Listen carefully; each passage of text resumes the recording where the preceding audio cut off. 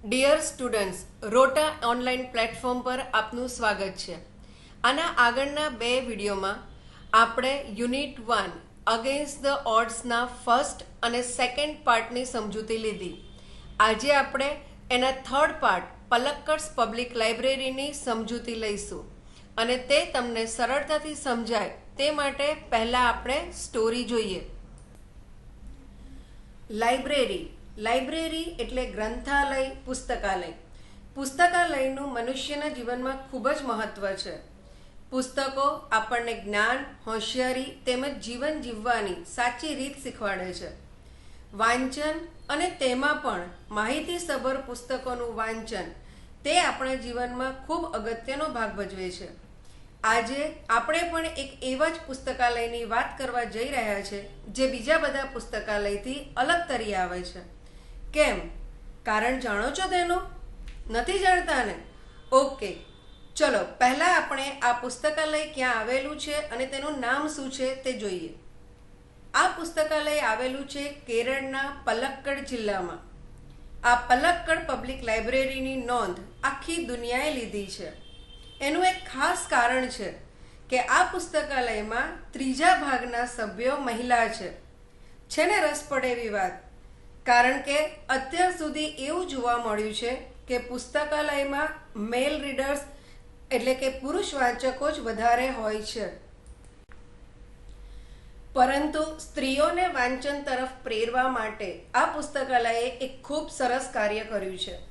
ગ્રંથાલયમાં આપવામાં આવેલી જગ્યામાં ફેબ્રુઆરી 2014માં એક મહિલા વિભાગ શરૂ કરવામાં આવ્યો અને આ વિભાગના સભ્યોએ સ્ત્રીઓને સશક્ત કરવાના માર્ગો શોધવા માંડ્યા કે જેમાં તેઓએ ફિલ્મ સ્ક્રીનિંગ, વર્કશોપ, બાગાયતી, બાળ ઉછેર અથવા કલા તેમજ મહિલાઓને કૌટુંબિક ઝઘડા, કાયદાકીય કે વ્યવસાયિક પ્રશ્નોના ઉકેલમાં મદદ મળે તે માટે તેમના ખંડો ખુલ્લા મૂક્યા હતા. છે ને ઇન્ટરેસ્ટિંગ વાત? આ તો ત્યાંના જે સેક્રેટરી છે તેમણે નોંધ્યું કે જો સ્ત્રીઓ ટેલિવિઝન સામે કલાકો બેસી અને સમયનો દુરુપયોગ કરશે તો કદાચ એવો સમય પણ આવે કે સ્ત્રીઓ એટલી બધી નબળી પડતી જાય કે અંધારું થતાં રાત્રે તેઓ બહાર જતા પણ ડરશે. પરંતુ તેની સામે જો સ્ત્રીઓ સારું વાંચન કરશે તો તેઓ પોતાની શક્તિને પારખી શકશે અને બીજા સાથે યુનિટી એટલે કે એકતા પણ સાધી શકશે. પલક્કડ પબ્લિક લાઇબ્રેરી ક્લાસ દ્વારા, ક્લબ દ્વારા, વર્કશોપ દ્વારા તેમજ રીડિંગ રૂમ એટલે કે વાંચન ખંડો દ્વારા સ્ત્રીઓને સશક્તિકરણ પૂરું પાડે છે. સાથે સાથે ત્યાં સારા પુસ્તકો તો છે જ કે જે સ્ત્રીઓને આવી તકનો યોગ્ય રીતે ઉપયોગ કરવા માટે જરૂરી શક્તિ પૂરી પાડે છે. તો ચાલો આપણે પણ આ એક એવી અનોખી લાઇબ્રેરી કે જે પલક્કડ પબ્લિક લાઇબ્રેરીના નામે ઓળખાય છે તેના કાર્ય વિશે સમજીએ. In Kerala, the Palakkad District Public Library has been up and running since September 2013. આમાં એક પ્રશ્ન પૂછાઈ શકે કે પલક્કડનું ગ્રંથાલય ક્યારે શરૂ થયું? તો શું આવશે જવાબ? સપ્ટેમ્બર 2013. આનું ભાષાંતર છે કે કેરાલામાં આવેલી Palakkad district public library September 2013થી શરૂ થઈ હતી અને હજી ચાલી રહી છે. It is a fine modern library, a center for information, knowledge, wisdom, cultural activities, research and reference.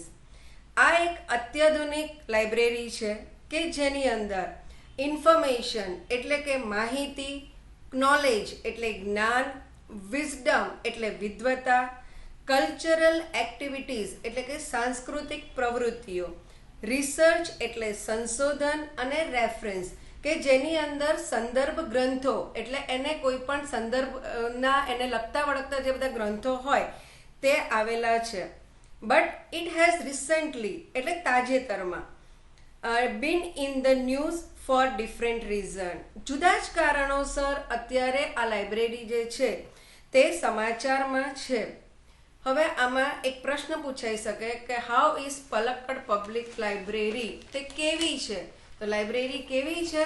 તો એક અત્યાધુનિક લાઇબ્રેરી છે જેની અંદર centre for information, knowledge, wisdom, culture, activities, research and reference, કે જેની અંદર આ બધું જ જ્ઞાન આપણને મળે છે. A third of its 1,000 members are women. A third of its 1,000 members એટલે કે 1000 મેમ્બર હોય તો એમાંની ત્રીજા ભાગની મેમ્બર્સ એ સ્ત્રીઓ હતી. These women, આ સ્ત્રીઓ, supported by the said space, the library offered them, લાઇબ્રેરીએ તેમને આપેલી એક અલગ જગ્યા, launch a women's unit in February 2014. ફેબ્રુઆરી 2014માં એમણે ત્યાં આગળ એક મહિલાઓ માટેનો એકમ શરૂ કર્યો. હવે આ વાક્યનું આખું એક સાથે આપણે ગુજરાતી સમજીએ કે ગ્રંથાલયમાં આપવામાં આવેલી જગ્યામાં આ મહિલાઓએ ફેબ્રુઆરી 2014માં એક મહિલા વિભાગ શરૂ કર્યો. The unit got together. Got ટુગેધરનો મતલબ થાય છે ભેગા થવું. To discuss methods of empowering women. To discuss એટલે ચર્ચા કરવી, મેથડ્સ એટલે પદ્ધતિ, અને એમ્પાવરિંગ વુમન એટલે સ્ત્રી સશક્તિકરણનું. આ વિભાગના સભ્યોએ ભેગા થઈને સ્ત્રી સશક્તિકરણની પદ્ધતિઓ વિશે ચર્ચા કરી. આ સ્લાઇડમાંથી એક શબ્દનો સિમિલર પૂછાઈ શકે છે, લોન્ચ્ડ. એના સિમિલર થશે સ્ટાર્ટ અથવા તો પ્રમોટ એટલે કે શરૂ કરવું. આ સ્લાઇડમાંથી 3 પ્રશ્નો વિશે ચર્ચા કરીએ.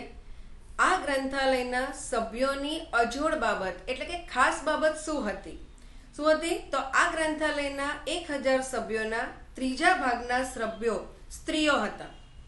બીજો પ્રશ્ન છે, આ ગ્રંથાલય શા માટે સમાચારોમાં હતું? જવાબ હશે, આ ગ્રંથાલયે સ્ત્રી સભ્યોને જે જગ્યા આપી હતી તેમાં તેમણે સ્ત્રીઓનો એક યુનિટ ફેબ્રુઆરી 2014માં શરૂ કર્યો હતો. અને ત્રીજો પ્રશ્ન છે કે સ્ત્રીઓના વિભાગે શું ચર્ચા કરી?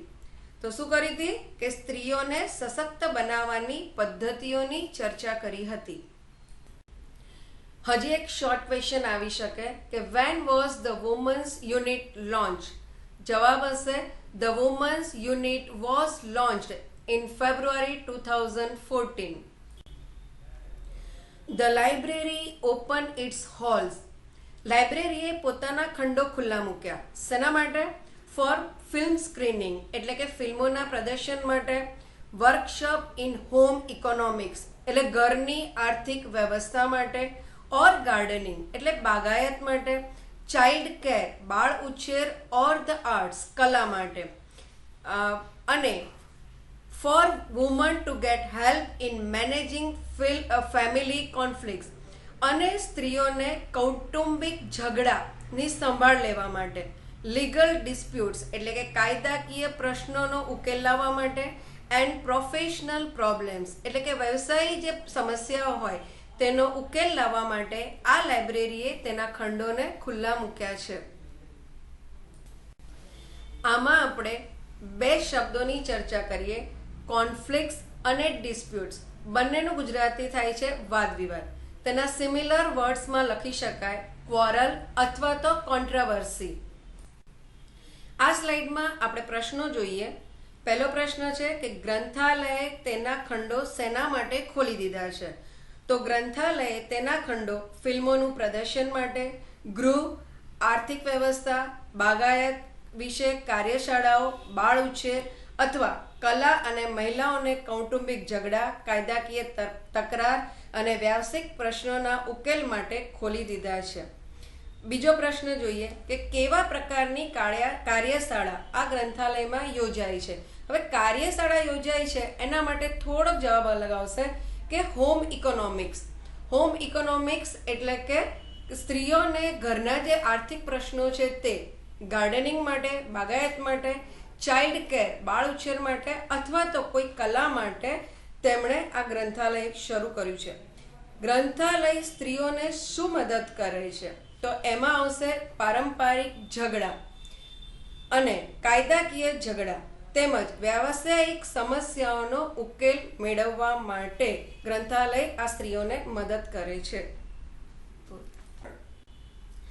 The secretary of the library, આ ગ્રંથાલયના જે સેક્રેટરી એટલે કે મંત્રી હતા, તેમણે પોઇન્ટેડ આઉટ ધેટ, એમને ધ્યાનમાં આવ્યું કે થ્રુ રીડિંગ, વાંચન દ્વારા, woman would realise their own strength and forge a unity. Realise એટલે તેમને ખબર પડશે, સ્ત્રીઓને પોતાની શક્તિ વિશે ખબર પડશે, એન્ડ ફોર્જ અ યુનિટી, તેઓ એકતા પણ સાધી શકશે. ઇટ વોઝ નોટેડ ધેટ, એવું પણ તેમના ધ્યાનમાં આવ્યું, the landing library of earlier times. Landing એટલે ઉછીની આપતી લાઇબ્રેરી. લાઇબ્રેરીમાંથી આપણે પુસ્તક ઉછીનું લઈ આવીએ, થોડાક દિવસ આપણને તેઓ ઘરે રાખવા આપે અને પછી આપણે એ પુસ્તકને પાછું આપવાનું હોય છે, એને લેન્ડિંગ લાઇબ્રેરીઝ કહેવાય. It was noted that the landing libraries of earlier times, એવું પણ ધ્યાનમાં આવ્યું કે પહેલાંના સમયની જ્યાં લેન્ડિંગ લાઇબ્રેરીઝ હતી, વર ડિસઅપિયરિંગ, તે અદૃશ્ય થતી જાય છે. And the present rural reading rooms, અને અત્યારના ગ્રામીણ જે રીડિંગ રૂમ્સ છે, લાઇબ્રેરીના જે રૂમ્સ છે, were too often full of only male readers. Male readers એટલે કે પુરુષ વાચકો, અને ટુ ઓફન ફૂલ ઓફનો મતલબ થશે ભરેલા હોવા. અત્યારના જે ગ્રામીણ રીડિંગ રૂમ્સ છે, વાચક ખંડો છે, તે ફક્ત પુરુષ વાચકો દ્વારા જ ભરેલા હોય છે. આમાં આપણે બે અગત્યના શબ્દોની ચર્ચા કરીએ. પોઇન્ટેડ આઉટ એટલે કે ઇન્ડિકેટ, અને ડિસઅપિયરિંગનો સિમિલર થશે વેનિશિંગ.